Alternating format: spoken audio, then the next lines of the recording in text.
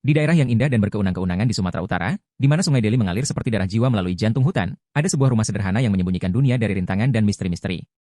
Ini adalah tempat di mana dua saudara laki-laki, C1 dan C2, tumbuh dewasa dalam dunia yang dibuat mereka sendiri, seorang dunia yang abstrak, di mana kisah-kisah itu dicetak ke dalam teks-teks, dan ikatan persaudaraan bersama itu dibentuk seperti besi halus di tempat-tempat mengikatnya.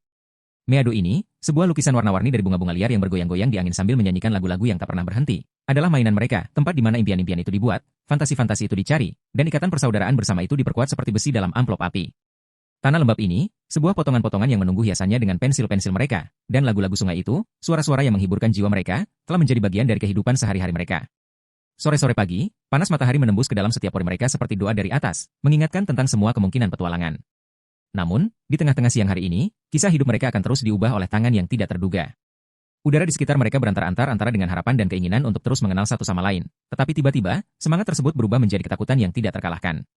Suara menyerupai api yang tajam menghentam tanah mereka, dan ular itu muncul dari balik hutan tanpa peringatan, membawa cedera yang membunuh dengan keputusasaan. Kegelapan ini memisahkan hati mereka dari pikiran mereka, seperti batu di sungai. C2, saudara bungsu mereka, terbaring di tanah lembab itu dengan wajah putih-putih dan menggali kembali kehidupan mereka di tempat-tempat itu.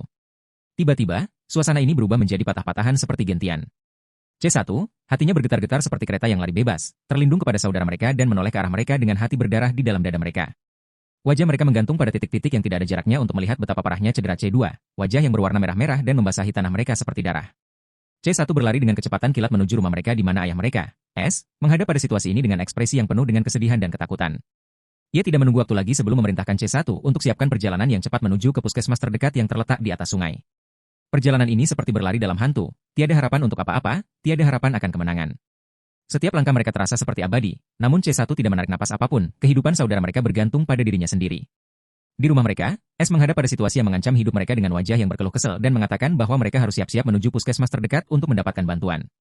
C1 menarik napas dalam-dalam sambil mencoba untuk memenangkan dirinya sendiri serta saudara laki-lakinya. Di puskesmas, keseimbangan ini dipecahkan. Staf medis di tempat itu terlalu cepat dan tepat sejati dengan tindakan mereka, memberikan obat-obatan untuk mengobati C2. Namun, perjalanan menuju tempat yang aman ini seperti berada dalam abu-abu. Setiap napas C1 terasa seperti ada kait-kait yang ikut menarik ke arah hidup mereka bersama saudara mereka.